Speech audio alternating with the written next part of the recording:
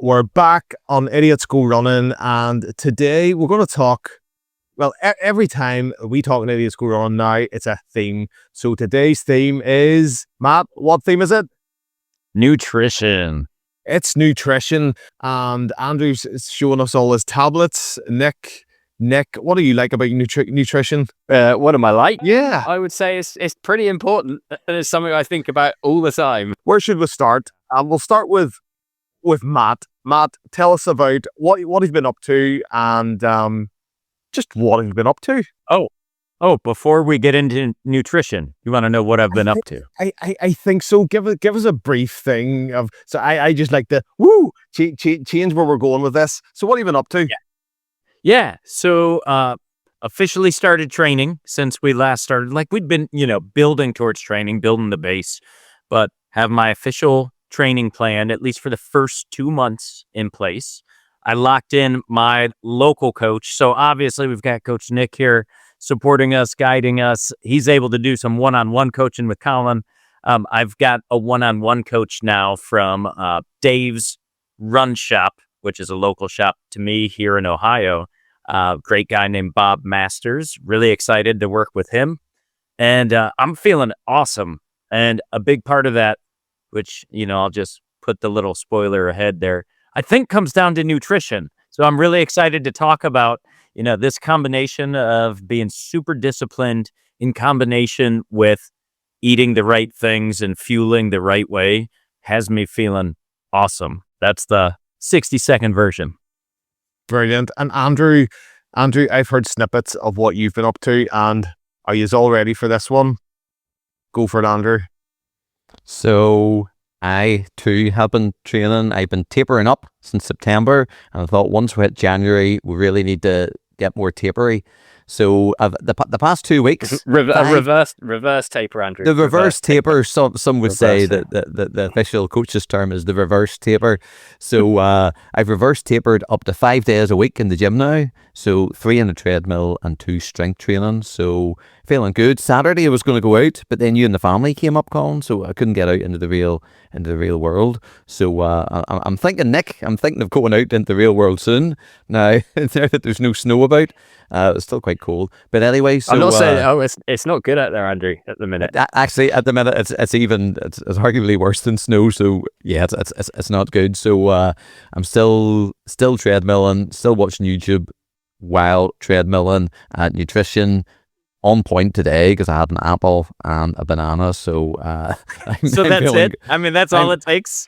I'm feeling good. Like I think I'm, that's my 2 of 7 of the day. So I'm in a good place. Brilliant. And we can't go any further without Nick telling us your news. I think it's worth you mentioning your news. Well, there's quite a lot of news, but I'm assuming you're alluding to the fact that I've been selected to represent Northern Ireland at the upcoming Anglo-Celtic Plate. So so my first ever international call-up. I'm pretty pleased and also a little bit scared's maybe a big word, but there's definitely some trepidation there. It's a 100k race, and it is 50 laps of a 2-kilometer course against England, Scotland, Wales, and Republic of Ireland. And so I had to go through a little bit of a selection process, which felt a bit like running a CV for a job that running a CV. Can you run a CV? Yeah, when you're writing talking a CV. Running, you can. If you can taper up, exactly. You can run a CV. So I ran the CV. I ran the CV 3. I feel like I've been running the CV for 25 years, but so here we are. So that's the big news, and I've got 8 weeks left. So we only found out 2 weeks ago. Not a lot of time to train. So clearly, this is something I've been thinking about for a while. And but finally got the confirmation. So that's pretty cool, and I am looking forward to it. And so you should. That's massive congratulations, Nick. That's awesome. Brilliant. Well done. Andrew, can you ask me what I've been doing? Colin, what have you been up to? Oh, I'm glad you asked, Andrew. What have I been up to? Andrew, I have been underneath Nick's wing being coached for the Belfast Marathon. So if you haven't seen it yet, chasing Nick. Episode 2 coming soon. Nick, we'll talk about that after, okay? Episode 2 coming soon. And so far training's been going good. And I'm just focused on not even Mizen the Malin at the minute. I'm focused on this Belfast Marathon. But I think that's all of us. So now we're into nutrition. Where do you start? I don't know. Andrew, where do you start nutrition? Go for it. Your apple and banana. Well, as I said, I had an apple and banana, so I think we're doing quite good. So I am now, and have been for quite some time, tracking my calories, because before I didn't really know about calories, did no interest in calories. You've seen all my vitamins that I'm taking, so I'm now using ChatGPT just to track everything I eat on most days that I remember, and then weigh that against the running just to see what I'm coming in at, and then separates my protein goals and calories and fats and all that good stuff. So I find it interesting. Is it working? Am I doing a good job of it? Don't know, but I'm tracking it. And ChatGPT says I'm doing a decent job, so I'm happy enough with that. But what's it all mean, Nick? What does it all mean? Like, how important is it to track this stuff now rather than the 10 or 11 days on the big event, so to speak? Well, I suppose there's two parts to that. How important is it to track it? Maybe not at all, Andrew. I don't know. Nick, it's the one thing I'm doing good. You're going to destroy him, Nick. This is Idiots Go Running. This is not a sensible podcast, is it? Yeah, I track nothing. That's our new tagline. This is not a sensible podcast. Okay, it's not a sensible podcast. So, no, I don't. Couldn't tell you how many calories I ate. Haven't got a Scooby. Yeah. So Andrew, you tell me, what have you learned?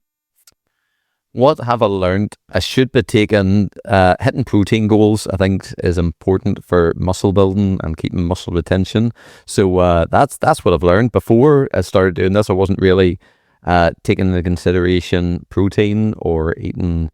I'm eating sensible lunches now, chicken and rice. So stuff like that, taking a wee protein shake. So I think that's the main thing I've learned. I think that's important. And certainly in the run days, like if I'm doing a 7-mile run, you guys will know this, but obviously that uses a lot more calories, so you're in a deficit. So you do need to eat a bit more on the longer days. So I think that'll be interesting come like day after like 10, 11 days of non-stop running. Like we really, it's eye-opening to me that we really will need to start taking a lot of calories in on the actual event itself, which is maybe not news to you, but news to me. Before we get anywhere, I have to be an idiot. If you replay the video back about 1 minute, you're going to see this look of concentration on my face because I was playing it out in my mind. I said, this is one of those rhymes. Hang on. Haven't got a Scooby. Do. Clue. I got it. Figured it out. I'm adding it to my dictionary. I just wanted you all to know I am learning the language as we speak. Matt, we must be in sync, because when Nick said, haven't got a Scooby, I thought, that's the next question I'm going to ask Matt. Matt, what's a Scooby? So Scooby-Doo, haven't got a clue. Did it. I'm sorry. I know that completely derailed us, but I was so excited. Normally I look those up. I'm like, okay, hang on. What does that one mean? Oh, okay, that makes sense. I was like, no, I'm getting this. But is that not Cockney, Nick? Yeah, I was going to say, well, I'm not sure it's Cockney. I don't think when Cockney rhyming slang was invented that Scooby-Doo was invented. It's maybe not the local lingo here, Matt. So that's just a little bit of anglicization there. Well, anyway, I have totally lost track. What are we talking about? Nutrition. Can I quiz a link to nutrition? Matt, yeah. Apples and pears? What's that? Oh, wait a minute. Are you talking like Cockney rhyming again? Yeah. Okay. I have Apples and pears. This one. Yeah. I don't know. Help me out. Nick, do you want to go further, me? Well, you go up. Here, I know too. You gotta ask me. Andrew. Stairs. I better get it right now. Stairs. That's it. Okay. I know I've heard that one. Look, some of them are just buried. They've got cobwebs over them. I got really interested in Cockney rhyming slang with one of the worst accents ever. If you watch Ocean's 11, y'all know who I'm talking about. It was great. great. And I was like, this is fascinating. People talk like this. So I'm all in. Going to be studying up. So apples and pears. Matt, what's your nutrition been like? Because Andrew, you've been too sensible. I was listening to that and I was expecting something good. I was expecting more from you, Andrew. I'm a bit disappointed. I'm not going to lie. I'm all in. You want to know what my favourite meal kind of treat is at the minute? So I'm trying to go off sweet stuff. So it's 2 toasted pancakes with 4 big dollops of Greek yogurt, some flaxseed and blueberries with a drizzle of honey. It's fantastic. Nice. Thoroughly enjoy it. That sounds great. Whereas months ago it was like, I ain't eating that. Like, you know, I'm on a Mars bar or something. He's a changed man. All in, Nick. All in. Have you ever thought about your special ability in these things is the way you are all in, like sporadically, without any knowledge? Like you're Andrew, you're all in, you just jump in, you learn, you sort of learn on the go. Like what's going on? Every time I learn stuff, I learn stuff. That's what I seem to find works for me. You're starting to get too sensible here, and we just coined the new tagline. Not a sensible show. All right, so just ease up a little bit, Andrew. Okay. You redeemed yourself with every time I learn stuff. That's factually correct. That's the most sensible thing I've maybe ever said in this podcast. Maybe that's even why we ever in life. We gotta reel it in, buddy. We gotta reel it in. You're getting too sensible now. Yeah, that's more like Andrew have come to know and love. Matt, how's your nutrition been? So I think of nutrition in a couple of different categories. There's nutrition specific to the exercise I'm going to be doing, and that includes the build up to that exercise and then also during and recovery after. So that's one whole bucket. Let's call it exercise related nutrition.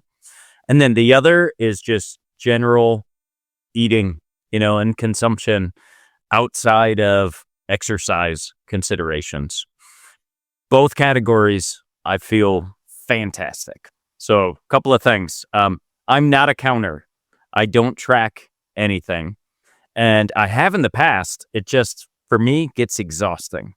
So what I've just been doing is, one, being very regimented and disciplined in terms of how I eat. So 4 days a week, my breakfast is a fruit and veggie smoothie in the morning with non-dairy yogurt, flaxseed, a couple of other things in there as well. And the other 3 mornings are 2 eggs, avocado smash, and sourdough, and banana. So, and then lunch is usually something relatively healthy, carbs, like rice, and then chicken, and a bunch of vegetables. And dinner is, again, usually a fish, veggies, rice, something like that, but very consistently, very clean eating. I would say leading up to officially starting training, I was drinking on average 6 alcoholic beers per week. So maybe 3 nights a week, 2 beers a night, just, holiday time, relaxing, all that. Since January has started, I have had a total of 2 beers, period. So being real clean on the alcohol side as well. I'm a big fan of non-alcoholic craft beer.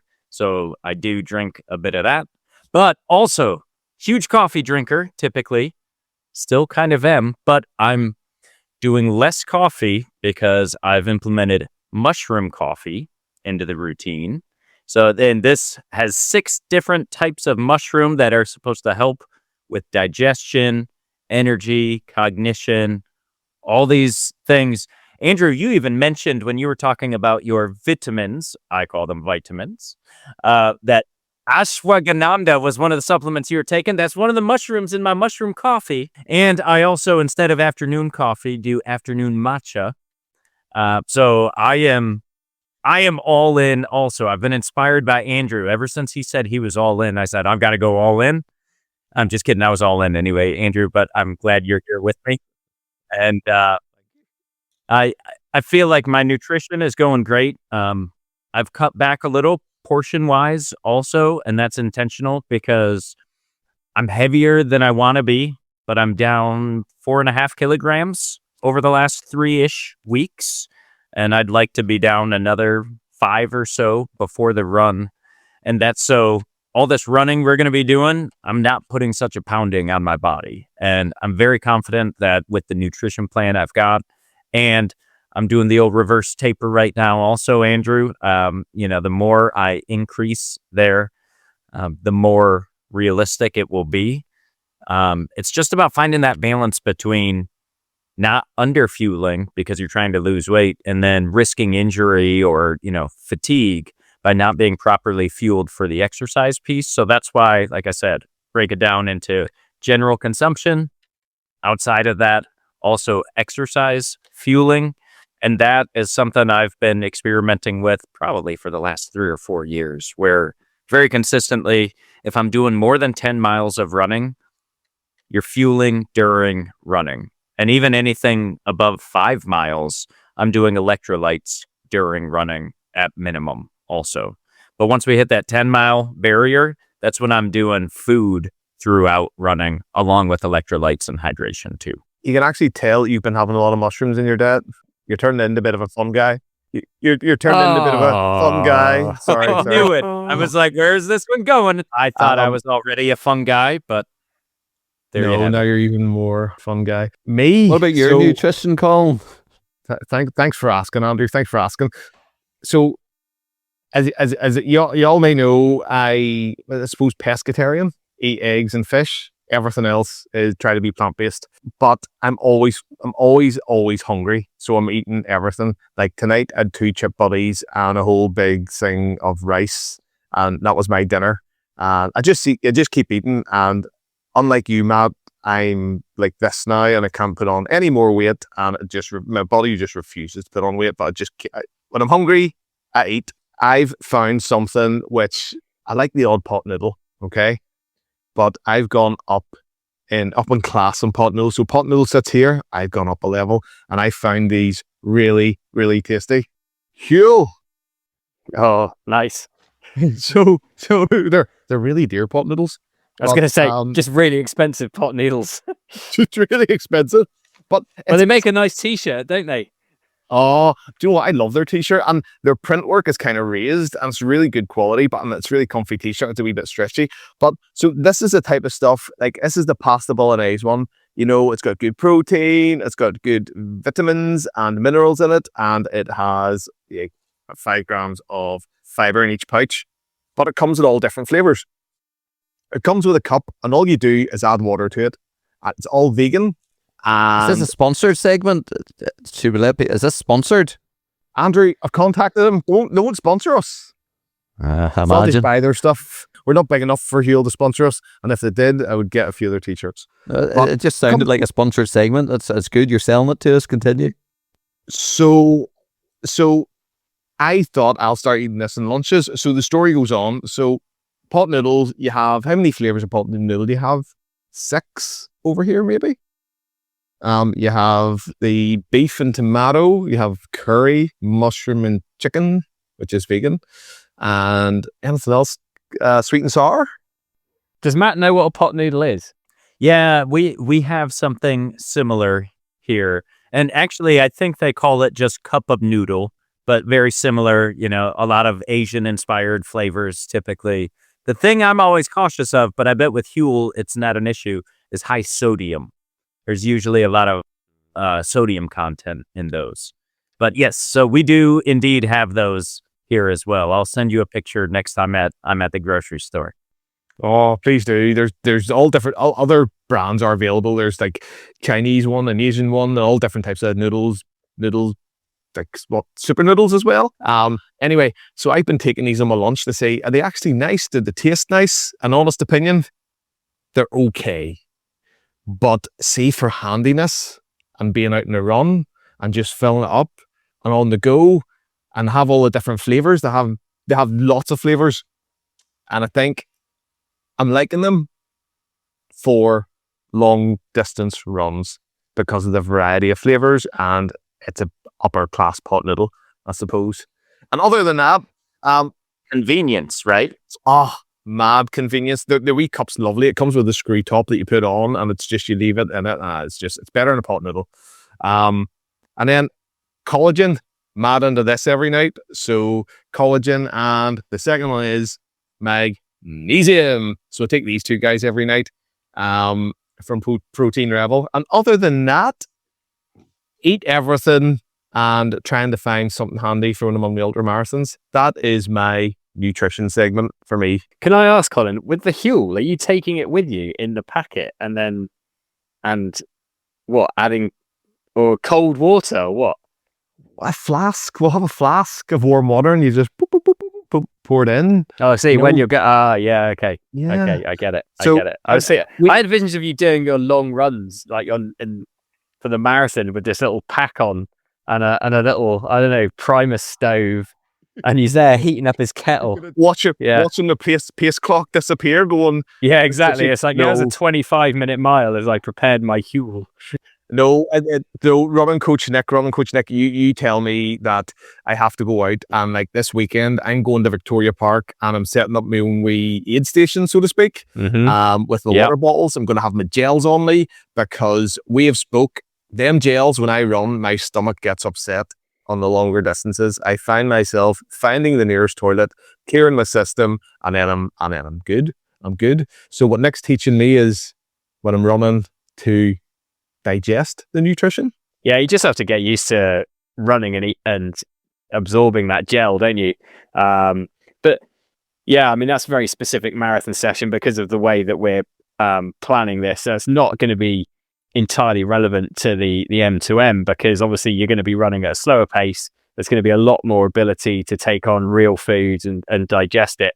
And I think there's two parts to the nutrition, isn't there? And you've talked about, all three of you have talked about what you're doing, around training and not really during the race. And yeah, I think I've got lots of thoughts. I'm not somebody who tracks, a bit like Matt. I have in my past been quite obsessive about quantities and weights of food and stuff like that, and I have got myself in trouble before with some health issues from not eating properly, and I have learned a lot from making a lot of mistakes, and so now I eat way more than I used to, and I try, and a bit like Matt, I try and eat clean. I try not to eat too many processed food. My breakfast and my lunches are all pre-prepared, so whilst I jest and I'm not somebody who tracks stuff, I am pretty particular about what I eat and when,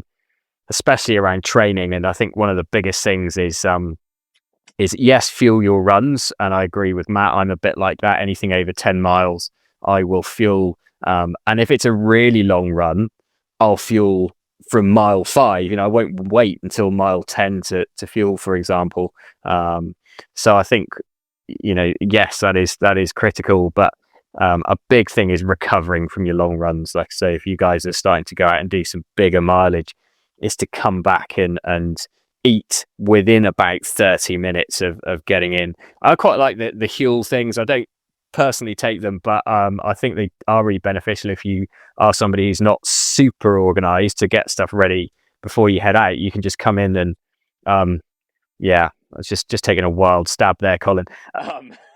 So but yeah, it's good to go, because I think you need to get something high quality protein, replace the carbs, get those glycogen stores back up, because you're recovering from the run you've done, but you're also preparing yourself for the next run and the run after that and the run after that. You guys are running several days a week now, and you need to fuel the whole week. You're not just looking at the next block of training in terms of one day. You're looking at probably weeks and also months down the line.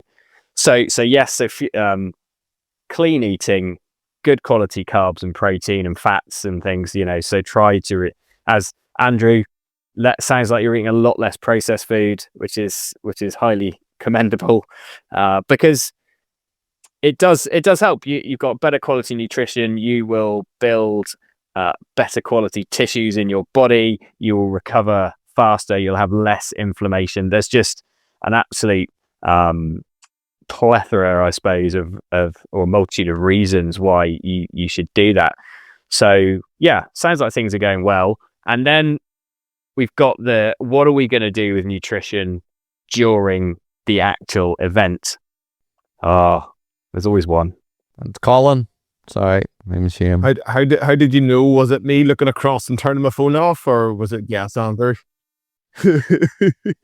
Sorry. I seen you. Not everyone's going to be watching though, you see. So sometimes you need that little commentary just to add a bit of context.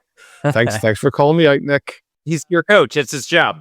And actually, I think so. That is going to be another challenge. Is yes, getting enough calories in to actually sustain you, because 35 miles a day, it is going to take quite a toll on your body, and you're maybe not going to be into that real glycogen burning mode that you might be if you were going to race a marathon, for example. So you're going to be depleting your body in a slightly different way. But I think you are going to be looking at eating more whole foods and trying to replenish on the go as well as at the end. And probably the speeds that you're going to be traveling at is going to allow you some flexibility in your meals. So I think, yeah, whole foods probably supplemented with some of the more sports specific, higher protein, electrolytes, things like that is going to be the way forward. But it's probably going to be worth doing lots of experimenting in your longer runs. So Matt, for example, what were you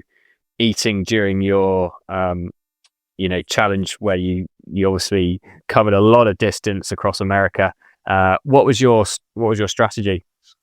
So mine was very much, I'll say, dictated also by weather. It was about 40 degrees Celsius several of the days that I was out.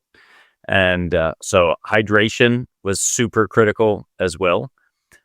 Normally, I'm for a lower effort run, I'll call it, low effort in terms of speed, right? Obviously, I was on my feet 10 to 12 hours a day for 6 consecutive days. And so it was high effort just from a duration perspective.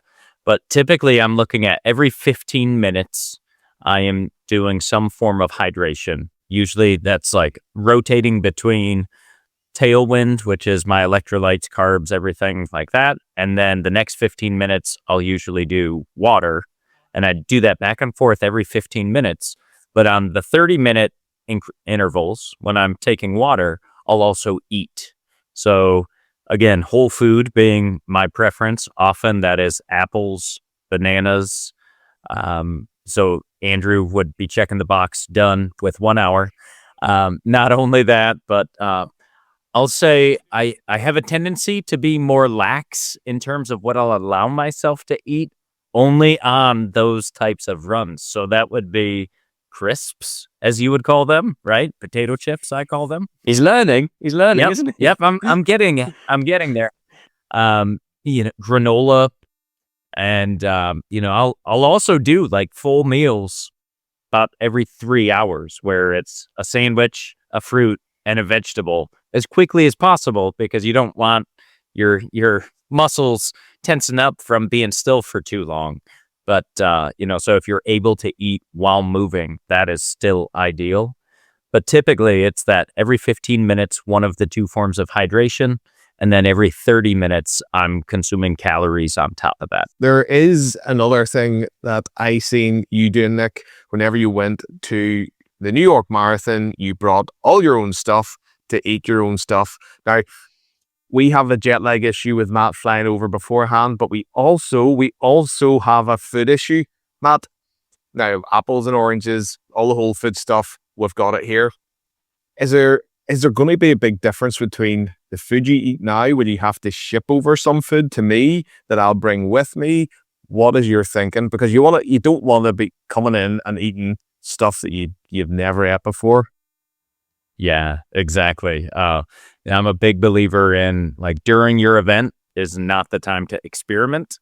So Colin and I have talked about possibly Colin sending me some of the things he's thinking may be available for fueling for me to test well in advance while I'm dying to know what that is. Greg, sausage roll. One cocktail crisps. That one scares me. These are commonly available food sources in Ireland.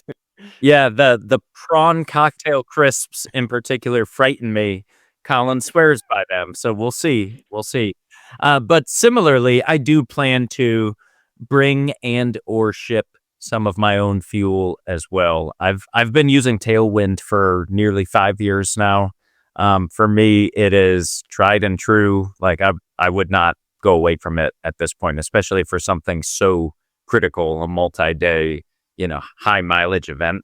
So that's something where it's a powder, and I'm a little nervous about flying with a white fine powder in my luggage. So I will likely ship that over in advance just to not risk any issues.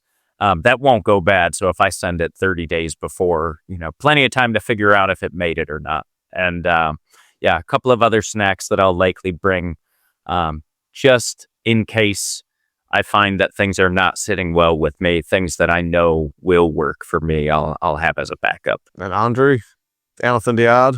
You've been very quiet. I just can't. I'm just taking it all in. I'm like a sponge. I'm learning. So I am. I'm a learning Andrew, sponge I have tonight. a question for you. Go for it. I like questions.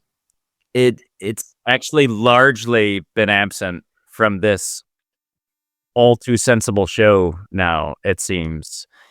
Here we are talking about nutrition. And if we're going to be honest, and if it's what the people want, why a lot of people even tuned into this podcast to begin with, you know where I'm going. Like, we haven't even called you the Jelly Man in like 2 years now, Andrew, but like, what's your jelly strategy at this point?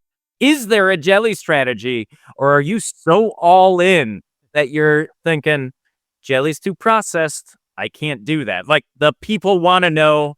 I include myself in the people, at least the person wants to know. So there's one person out there that wants to know. That's a great question. It's a great question, Matt. I currently, as things stand, do not have a jelly strategy for this run. Wow. I don't know that I was mentally prepared for that answer. I haven't even thought about it. Maybe a Greg's strategy, maybe a McDonald's strategy, but there's currently on the table no jelly strategy. You're always about being real. I'm always When's the about last being time real. you had jelly? Oh, I have to come clean now. I think you have to come clean, Andrew. I'm going to take a sip of water. Oh, this is a big moment. It's a big moment. So, Andrew's Jelly Update. Andrew's Jelly Update. This is the part where he talks about jelly in Andrew's Jelly Update. everyone knows my love of jelly from episode 1 of this podcast. I was really going to have a spin-off podcast. I think it would have been bigger than Idiot School Running. With trying to get people on board. We'll get jelly shipped from America, Matt, to sample Jelly Delight. And no one on this earth maybe has ever enjoyed jelly more than me. But the last time I have had any jelly in my system, I don't think you're ready for this, jelly, so I don't, Matt. The last time I had jelly in my system was the morning of the Northern Ireland 100, which is coming up to 2 years ago. I ate jelly and I looked at Colin and I said, I'm jelly out.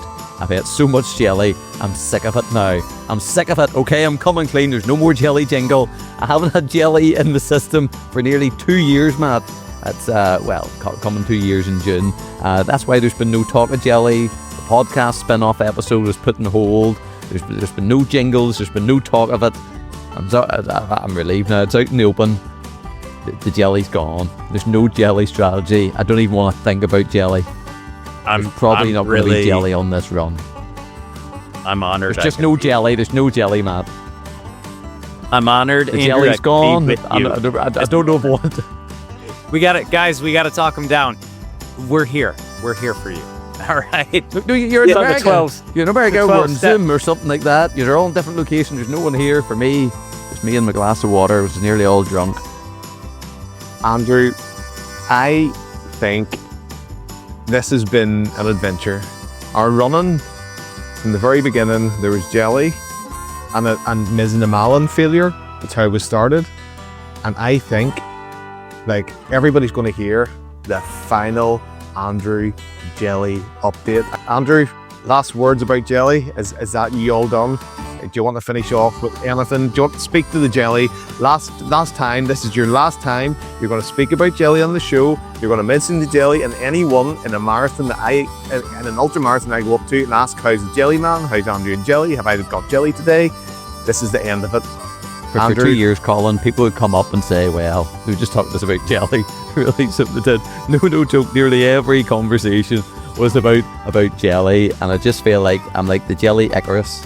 I flew too close to the jelly sun, I got burnt, and here I am, jellyless. And I'm happy, and I'm content, and I'm living a good life, and there's more to life than jelly. And it's better to have loved and lost jelly than never to have jelly at all, Colin and Matt and Nick. You know what this conversation really felt like to me? So as Therapy, a child, it felt like therapy to me, man.